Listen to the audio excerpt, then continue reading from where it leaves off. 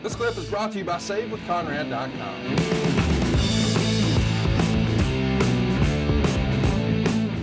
Yeah, let's talk about how the Scott Hall thing comes to be. You know, we're in WrestleMania season now. Once we've passed Royal Rumble, we know Triple H has won. He's got a title shot, but now it's time for the sort of lame duck pay-per-view in between Royal Rumble and WrestleMania. It's No Way Out.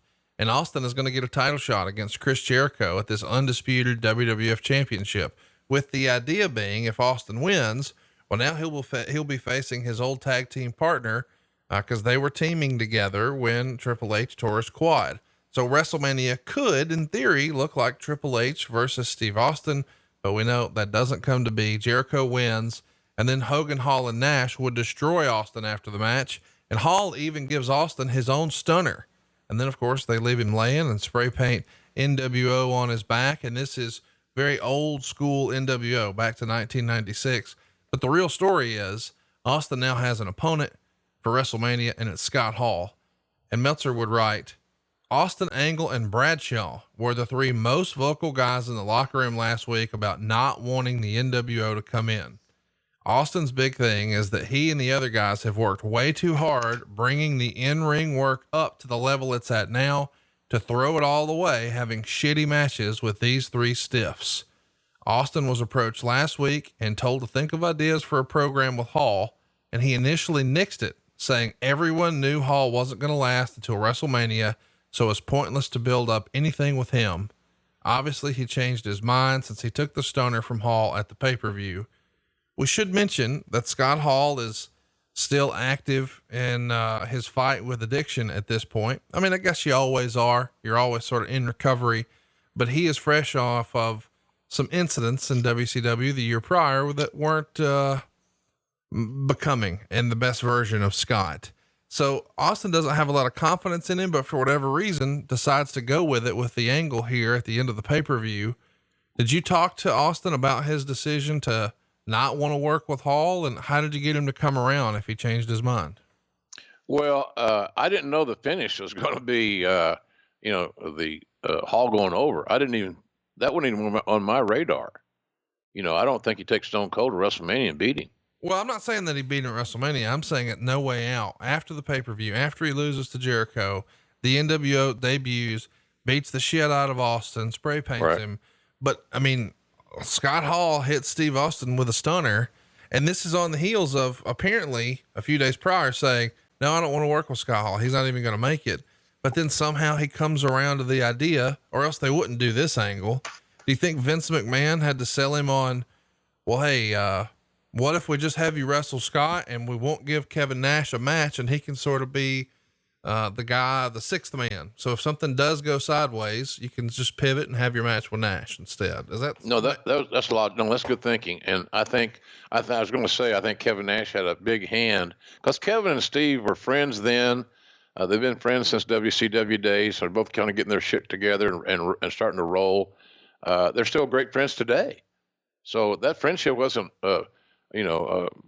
just a temporary thing. It wasn't a fad. They've been friends for, God dang it, well over 20 years.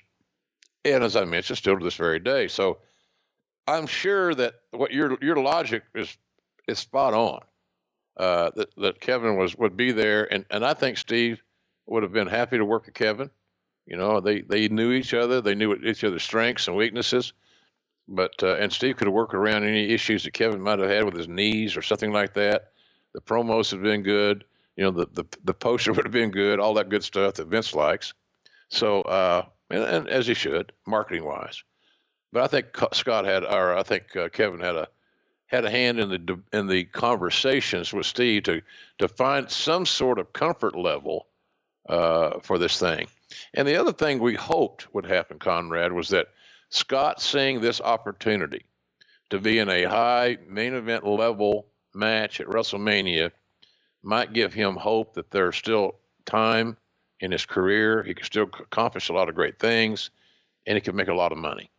Working with Austin and having a successful program with Austin would normally get you the one or two pay-per-view main events, but it also got you, and when it meant something, house show main events, live events. And, that was a big part of the income of all of our guys at that point in time because we were selling lots of tickets. And, that roster that these guys you mentioned and how they'd worked hard to raise the work level, that was always something we talked about. I'd talk about to every guy that we brought in.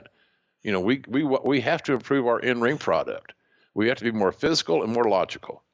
And the guys bought in. They bought into it. That's what they wanted. They didn't want to be entertainers. Wrestlers always look at themselves as athletes. And when any management group tries to treat them like they're entertainers, the sports entertainment thing, that might be a nice little handle for Wall Street or for advertisers. Because you sure as shit don't want to say pro wrestling. My God, that'd be terrible. So I think I think that the wrestlers want to be athletes. They are athletes, and they want to be treated as such. So, but they all bought into that concept. But I think Steve's theory was, does Scott have that left in him? Yeah, Scott's got a great mind. He's still got a great mind. I have a lot of respect for Scott Hall to this very day. When I'm he texts me every now and then, or he'll tweet me just to see how I'm doing. And that doesn't happen all the time.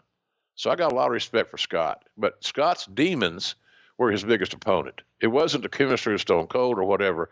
It was his other issues that he had to continue to battle, as you mentioned, every day. If you're an addict, you're an alcoholic, whatever it may be, and you're trying to go clean, every day is a challenge. And so that was kind of the reservation. Where are we on this thing? Can he kick the habit, so to speak? Can he, because we thought, well, if he's healthy physically and his mind is where it should be, which we knew he had a great mind, then maybe we steal a couple of main events out of this thing. So, again, Scott's promo work was against Austin would have been awesome.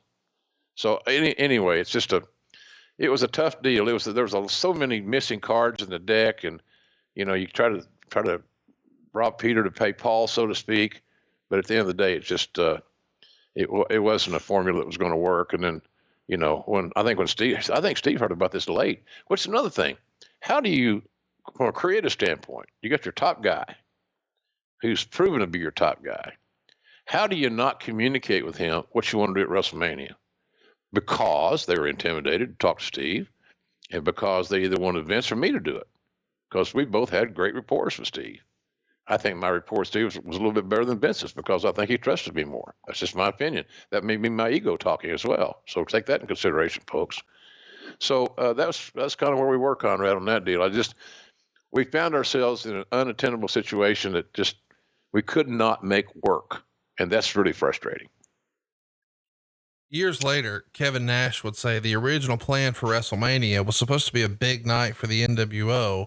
Scott Hall is supposed to beat Steve Austin, and then Hogan would lose to The Rock, but the NWO would come out and destroy The Rock. And that would be the last thing everybody would see, is the NWO standing tall over The Rock. But of course, Hogan doesn't work as a heel against The Rock, and the fans just won't let him be a bad guy. So it's a major pivot. We should talk a little bit about the way we got to this particular show.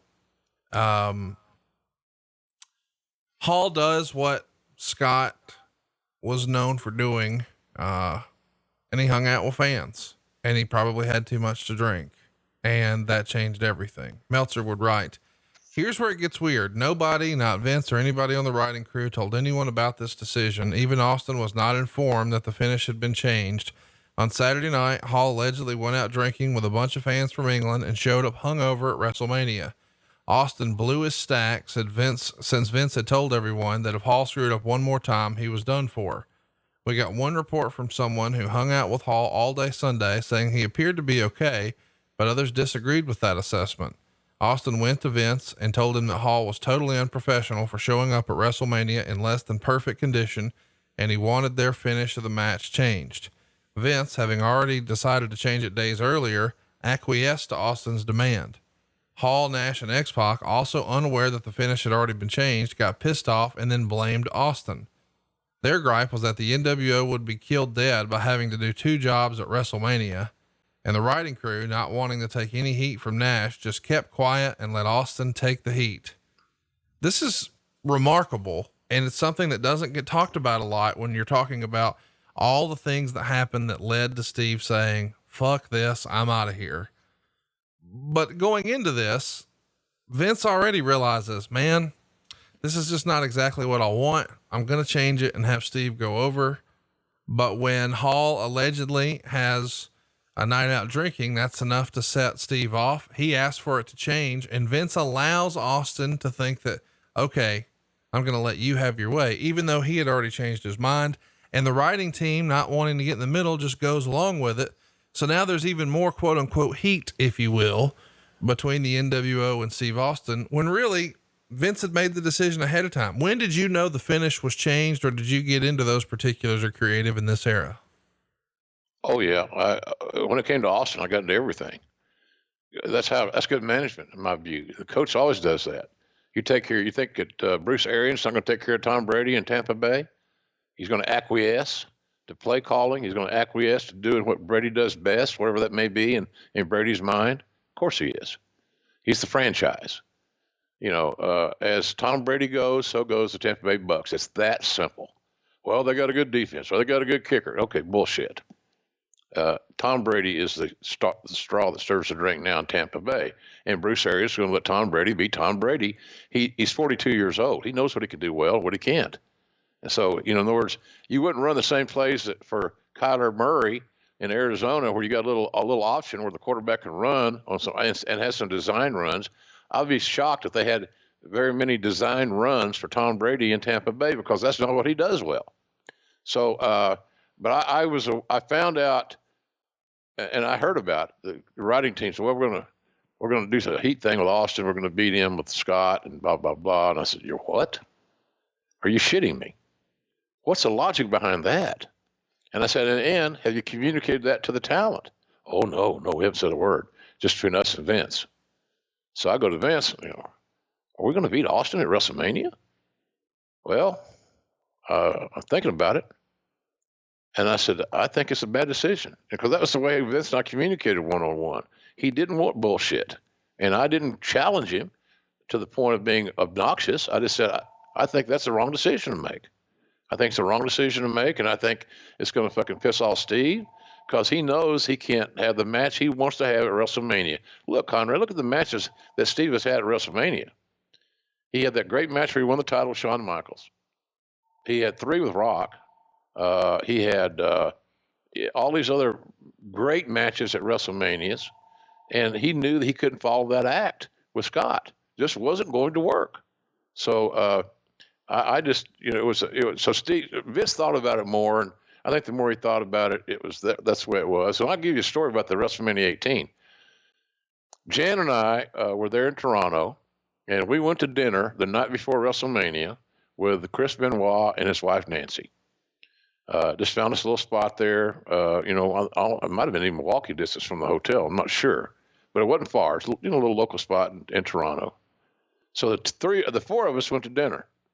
Well, Scott was there, sitting across the room at the bar at this restaurant, and he had a few drinks, no doubt. How much I don't know, but you could tell he was influenced. And Benoit was fucking livid. Same basic old school reasoning that Steve had. If you can't come to WrestleMania and be straight and be prepared and be at your very, very best mentally and physically, then why are you here? And so Benoit seethed through that whole dinner, and finally, between the other 3 of us, his wife and my wife and myself, we changed the topic and moved on and just had a nice dinner. But it was very disconcerting that Scott would have this great opportunity to come back and to be in play at this level, no matter the finish. This bullshit about, well, if we get beat at WrestleMania, it's going to kill us. Then you must have zero fucking confidence in your goddamn work. You're telling me you're not a good enough worker to lose and maintain credibility? That's it. That's the art form of pro wrestling. My God. So I just, that was it was a tip off that we're still in choppy waters here. Again, holding out hope that Scott maybe just having a night out, maybe he got overserved, maybe somebody brought in too many drinks, blah, blah, blah, whatever. try to make every excuse you can. But the bottom line was that there was evidence there that Scott still had issues that he was having a challenging time dealing with. We should also mention that Meltzer would write in the Observer that Vince made the decision to pivot away from Scott Hall winning after seeing Scott Hall's performance on the March 11th Raw. It's a handicap match, and Meltzer would write, the crew decided that it would be an absolute disgrace for Hall to win at the company's biggest show of the year. Plus, there's a belief that Hall won't be around much longer, so it was felt that it would also be a mistake to put him over Austin on such a huge stage if there's no guarantee he'd be in the company a month from now. And as a result, Vince agreed to change the finish. So there's a lot going on here. You can sort of feel the mood changing with the way Austin has been handled, because you got to remember, he was in the most critically acclaimed match at WrestleMania 13. He becomes the world champion at WrestleMania 14, WrestleMania 15. It's a big match with The Rock. WrestleMania 17. It's the biggest match with The Rock. I mean, that was the WrestleMania that set all the records at 17. And now the follow up to that, and he's working with Scott Hall and supposed to lose. Now the finish has been changed, of course, the day of, but Austin's not happy even just being in this spot. He would write in his book, at WrestleMania 18, I was in the third or fourth match, and it wasn't even the main event. It was just some match on the card, the way I looked at it. And I wasn't happy with that at all. You can tell me the business goes in cycles, and sometimes you're not as hot as you want to be, but I was on that card. Where I was on that card didn't make sense to me. The match wasn't promoted properly. It wasn't built properly, nothing. And that's really hard to argue. You know, I mean, if you're the biggest star and you look at the tremendous build they had on the way to WrestleMania 17, you know, we've even talked about it here on the show, that Limp Bizkit My Way video for the main event, and that sit down interview that you did with both guys, and sold out Astrodome, all kinds of records. But that thing was a collision course for months and months. Meanwhile, this one, you don't really know what he's doing at WrestleMania at Royal Rumble. You find out just 1 month prior, after the pay-per-view where he loses to Jericho, and then Hall hits the stunner, and you think, well, this must be it. That's not what you're supposed to do for your top guy, a 3 or 4 week build, and he's going to be the third or fourth match. If you were Steve Austin, wouldn't you have been a little insulted to be in this spot? Hell yeah. It was absolutely. Yes, absolutely. Because it felt so thrown together with short-term thinking. And, here's the other thing about that. We had guys on the roster that deserved that opportunity to work with Steve at WrestleMania. To work with Austin at WrestleMania is going to help you get over whether you win or you lose. And some people may be rolling their eyes right now. Well, how do you get over if you lose? Because you're a great worker. For the love of God, man, this is fictional. This is not the NFL. This is not MLB or NBA or any of this. This is a fictional presentation, showbiz-like presentation. But it was ill-planned, ill-thought out. It was an idea. Oh, yeah, by the way, I'll give you an example of oh, by the way. When Vince and I were looking at the card for WrestleMania 17, and he had a shell of a card from Creative and Vince's ideas, obviously, and other suggestions that many of us had given. And I was trying to manage the entire roster. So I look at the card and I said, well, it's a hell of a card, Vince. Well, we got 2 guys that aren't booked, that need to be booked. Who? Undertaker and Triple H. Oh, goddamn. Yeah. Oh, goddamn's right. They both deserve to be on WrestleMania. They worked their ass off. They've been great soldiers. They've been great teammates. They've done great. So they got booked. And Undertaker, if you remember, Undertaker wrestled Triple H at WrestleMania 17 in a cold as ice match. I had no idea it was all born out of Vince booked the card and just didn't have him on there at all. Like at this point, I mean, I could almost understand. Well, no, I guess you really couldn't understand Triple H, but my goodness, Undertaker's been with you forever and a fucking day. How do you forget that guy? Well, it was just oversight, and you got a lot on your plate, and it's no excuse other than human error. But when he realized they had not been booked, he quickly said, "We've got to fix that immediately." Right. It was like, well, let me think about that. No, it wasn't that at all. It was just the fact that the card that was presented to Vince by the creative people did not have those 2 stars on it, which tells me somebody ain't paying fucking attention.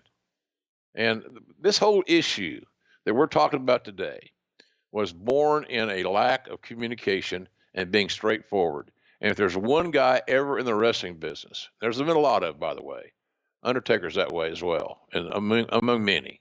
But the way you deal with Stone Cold is you deal with him straight up. Right. You know, you give him the headline. You don't just you give him the story. Here's the headline. Here's what we want to do. And then you back it up with fact or reason or whatever it may be. But whatever you do, you don't become deceptive with this deal. And I think that's what Steve felt like. He was being worked. And whether he was or he wasn't, I don't think anybody would work Stone Cold purposely, intentionally. But that's how it came off. And at the matter of fact, if you're in court, you know, you got a weak case to try to defend, because that's really what happened. He was taken for granted, and he was put in a position that did not fit who he was. It's bad casting. Hey, what if you put John Wayne in the movie, Conrad? I know I'm wearing out John Wayne this week, but goddamn, man, you going to get him shot in the first scene? Right. I don't think so. He started it. No matter what was on top or how the card was booked, Stone Cold at WrestleMania was still huge business, because he had proven to be a pay-per-view selling son of a gun, a machine. And so, but he had to always have somebody that he could go out. Steve's issue was, I got to go out and have the best match on the card every night. You know, I told the story before about I booked him in Vince wanted to work with Mark Merrow one time in L.A. And so Steve didn't want to work with Mark Merrow. And so I rebooked the card. Vince got, pissed at me. I said, well, I talked to the talent. He didn't want to work with him. Right. And, we got to give Merrow I said, I understand. I like Mark Merrow. But Steve doesn't feel like there's a chemistry. He doesn't feel like he can go out and have the best match on the card with Mark Merrow at this point in time. Another time, Austin did the same deal. L.A. again. Big market. I had him on early in the card so he could get out of there early and make TV, a little bit of rest. It pissed him off. Called me raising hell. I worked all my life to go on last. It means something to me. It still means something to me. And, and I don't want to go in the middle of the card, no matter what the reason is. He said, I want to go on last. And I said, then by God, you're going to go on last. You'll be the last one to leave the building. And that's what you like. And so, and then Vince got the agent for it. I thought we decided to put Austin on early. I said, we did decide that, but he undecided it. he didn't want to do it. So I said, your old story that you learned from your dad, you got to get, no matter what, you got to get the match in the ring. And so I got the match in the ring. They had I don't remember who rebooked him with, didn't matter, but they had a real good match. For Austin, it was always about the bell to bell. Am I going to be in a position where I could possibly have the best match on the card? What can I do to increase my chances of that happening? And it's the first thing you look at is who you're dancing with. If you guys don't have the rhythm, you don't hear the same music, it's just not going to work. Hey, it's Conrad Thompson. Thanks for checking out the podcast here on YouTube. Be sure to hit the subscribe button and the notifications bell so you get a notice anytime we upload some new content. And go save yourself some money right now. If you're in a 30-year loan or you have credit card debt, it's not a matter of if I can save you money. It's a matter of how much. Find out right now for free at SaveWithConrad.com.